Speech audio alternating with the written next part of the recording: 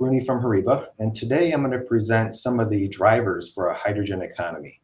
I'll describe some of the trends I'm seeing and review testing methods for fuel cells, electrolyzers, and hydrogen combustion engines.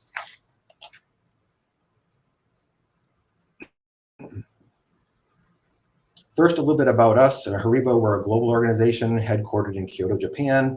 We have 49 group companies located around the world, a little over 8,000 employees worldwide, and then last year, a little over $2 billion in sales. So our core expertise is engineering and analytical technology, and we have kind of these core measurement methods and technologies, and we apply them across our business markets as shown here. For this hydrogen economy, we combine our solutions from these four areas here: automotive, process, environmental, scientific, and our semiconductor solutions to provide solutions for the hydrogen economy.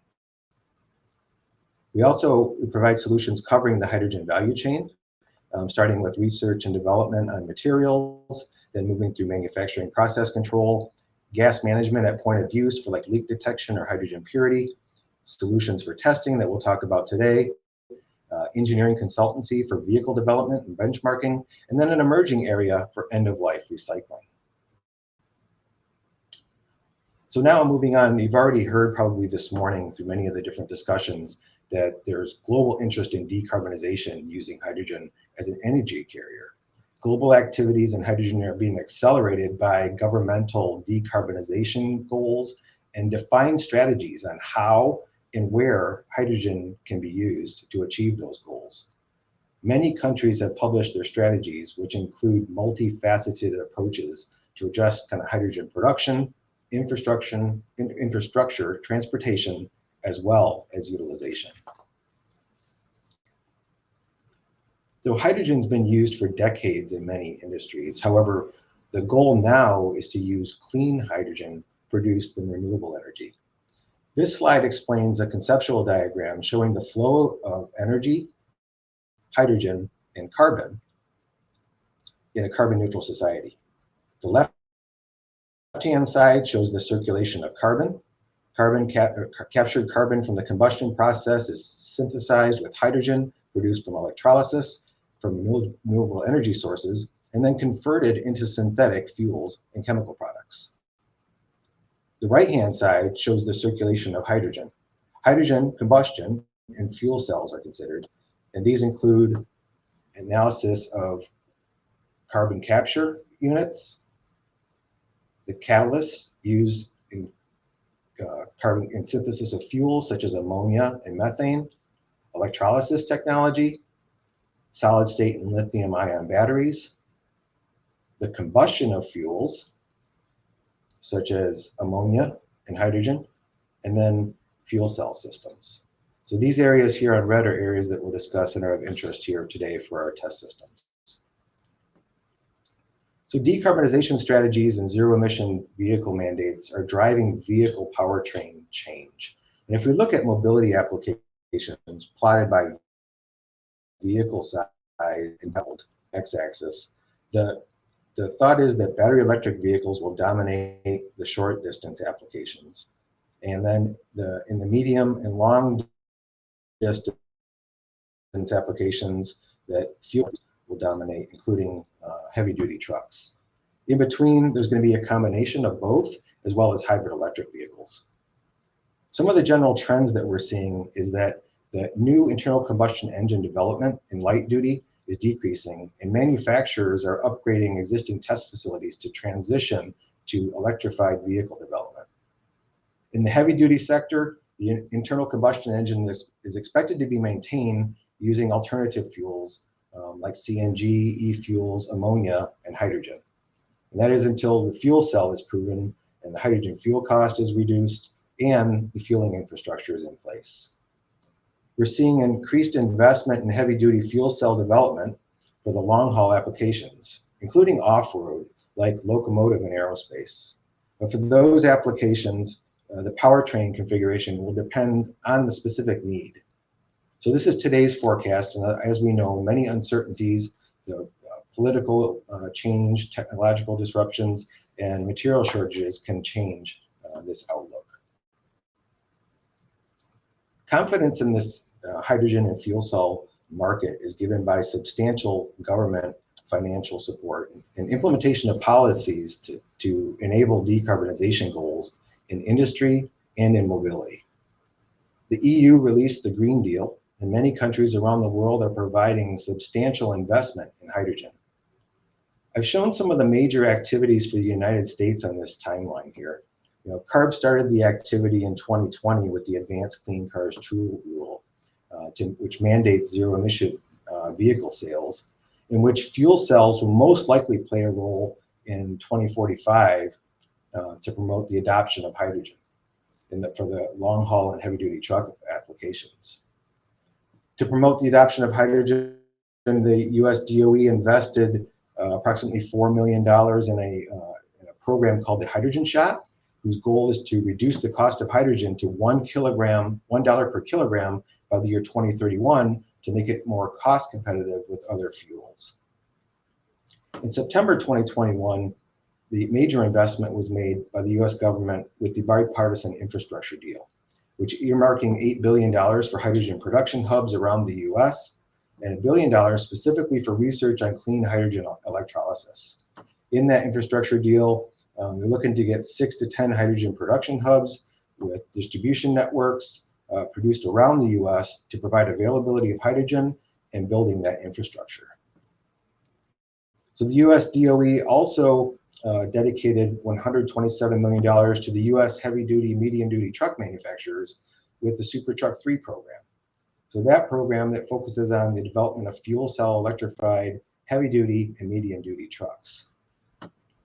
Then the game changer, the Inflation Reduction Act, was passed, providing tax credits to reduce the cost of clean hydrogen based on CO2 emissions of production, and direct credits to consumers for battery electric vehicles, fuel cell cars, and trucks. So total funding for that is expected to be over $360 billion over a 10-year period. Last September, the US DOE released a draft of the US National Hydrogen Strategy and Roadmap, which focuses on targeting the hard to decarbonize sectors for hydrogen, reducing the cost, and building the hydrogen ecosystem in the US. Just last month, there's some new updates here. The US EPA released a proposed new low emission vehicle standards, which are expected to accelerate the transition to electrified vehicles. And then also, just I think last week, CARB proposed Advanced Clean Fleets rule, which is looking at having drayage trucks required to start transition to zero emission technology beginning in 2024. For the testing of alternative fuels, one trend we're seeing is in the conversion of existing engine test cells to test hydrogen fueled engines. So to convert a test cell, the exhaust system should be investigated to address excess water, and a hydrogen analyzer may be needed for hydrogen slip measurements. So your local safety officer should be consulted to provide guidance on which required applicable regulations are in place at your facility.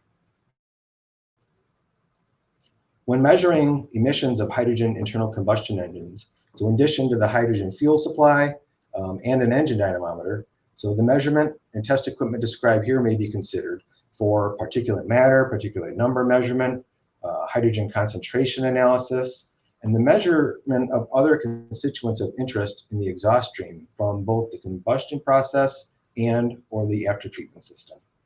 So additionally, the test and automation system must adapt to calculations for the use of zero carbon fuels.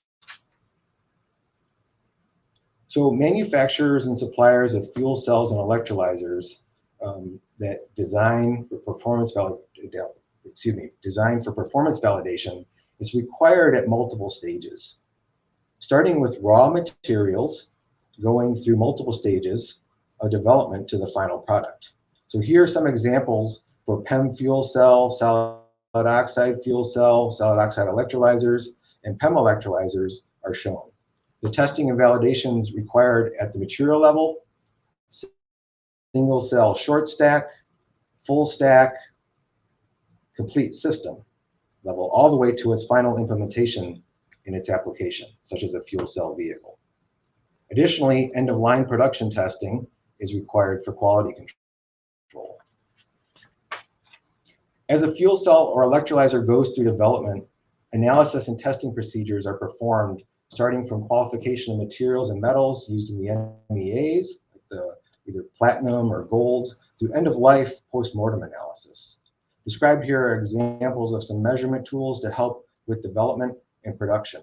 So looking at, for example, different measurement technologies like particle size analysis for the raw materials, the membrane analysis, bipolar plate testing, single cell testing or stack testing with test systems for those, and then in a post-mortem analysis, potentially looking at something like cracks or delamination in that process.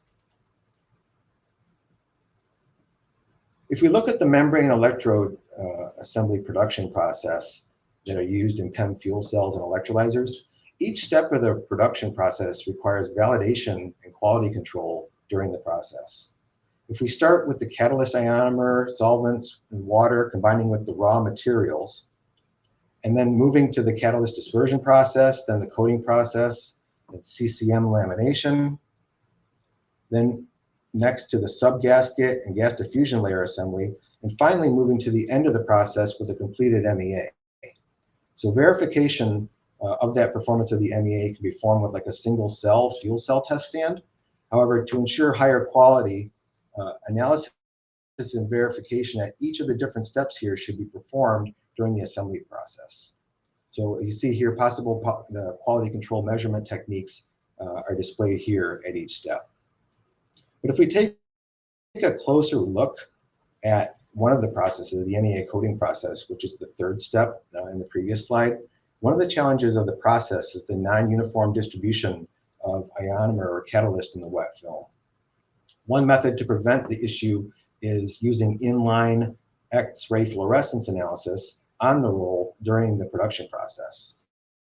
So that coating can be analyzed for uniformity across the roll, and then improvements can be made to improve catalyst dispersion. Testing performance of fuel cells involve numerous processes depending on the specific function of interest. So I've shown some of the types of analysis that are performed on fuel cells, and they range from looking at performing accelerated stress testing for durability, determination of performance under variable humidity and temperature conditions, and quality control and end-of-line testing in the manufacturing process. For PEM fuel cells, the size of the test system is really determined by the power output of the fuel cell, the size of the device under test, and what types of testing are required. So you can see examples of the different test system types here, and as the test specimen gets larger and more complex, so do the types of test systems. The same is true for solid oxide fuel cells and electrolyzers. Solid oxide fuel cells and electrolyzers operate at much higher temperatures compared to the PEM technology, and the test systems must include a furnace in which the temperature can go up to 1100 degrees Celsius. So these types of systems test from like single cell all the way up to full solid oxide stacks. Additionally, systems to automate sintering in the manufacturing process to provide accurate reproducible control of gas flow, composition, temperature, electronic load, and the compression force, as well as provides simultaneous sintering of multiple stacks at one time to speed up the production process. If we look at fuel cell testing and using one of the fuel cell evaluation systems I showed on previously, performance verification can be determined by measuring unreacted hydrogen permeating through the electrolyte membrane, known as cross-leak. Degradation of the fuel cell can be evaluated using a pH meter or other water analyzer to monitor exhausted condensate. And then the analyzer, the exhaust of the fuel cell can be monitored with an analyzer, with a carbon analyzer, like a CO2 analyzer, to look for small levels of carbon in the exhaust to look for breakdown of the membrane or the catalyst to give you an indicator of failure. In development of a complete fuel cell system, in which the fuel cell and all the balance of plant components as a complete system, including the complete powertrain, are tested, the goal is to optimize the energy management and performance of the fuel cell, the battery, and the e-motor working together under emulated operating conditions, such as charging modes and driving modes. So some of the development challenges are integrating all of the components in the system and optimizing their performance. Ensure the fuel cell components like the compressors, humidifiers, the cooling system, the DC-DC converter are all functioning optimally. So in this scenario, a fuel cell powertrain test bench is ideal for the complex energy management. So it enables the front loading of vehicle development. So next I'll describe a couple of the various test system configurations that address these challenges. So to test a complete system, or sometimes it's just a partial system, these three configurations can be used. So depending on your product and your role in the supply chain. Containerized balance of plant systems can be used to test the fuel cell system in a kind of a self-contained test container that can be assembled off-site and then installed either in a building interior or exterior, and even moved to a new location once you're done with your test program. So fuel cell, complete powertrain, and complete chassis vehicle testing also can be accomplished through either heavy duty or light duty as other testing methods. And I'll show a couple of examples of the powertrain configurations here. As an example of the light duty fuel cell powertrain configuration, so this system uses complete fuel cell engine. The battery pack can be actual or emulated. The actual e-axle, which is connected to wheel dynamometers to test the complete powertrain under operating conditions as close to possible as real life. The hydrogen supply is provided, DC supply unit, cooling systems for the fuel cell itself, the power electronics, and the battery cooling system. And then the fuel cell exhaust is conditioned with a water gas separator and a heat exchanger. You can kind of see here kind of the actual layout in the test cell configuration. For heavy-duty truck fuel cell development, an example of a powertrain test configuration is described here. This system is capable of using the actual heavy-duty truck fuel cell engine, the actual battery pack, the e-motor, which is actually connected up to a shaft to a large dynamometer. The output of the e-motor then is connected to simulate driving loads on this dynamometer to simulate actual vehicle operating conditions. So control strategies, optimization of the complete system, performance and endurance testing can be achieved with this type of test system. So to conclude, development and testing solutions are needed to assist researchers, developers, and suppliers and manufacturers. Test solutions for electrolyzer development and important manufacturing scale-up is growing rapidly. Fuel cell manufacturing and development testing needs are evolving as more applications are introduced. Engine testing with sustainable fuels and conversion of existing test facilities to new electrified powertrains are needed now and will be needed in the future. We hope that HORIBA can be a trusted partner for your testing needs. Thank you for your time today. Maybe have time for a couple questions here if you have them.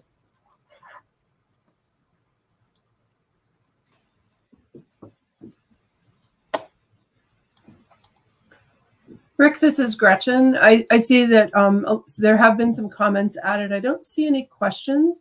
There were requests for your slides, and I did indicate in the comment section that the recording of this session will be available in the replay area, which is located on the left side of the navigation. Yeah. So, if you have any questions, feel free to reach out to me with my contact information. Rick's contact information is on the screen there. Rick, thank you so much for a fantastic presentation today. And thanks everybody for attending.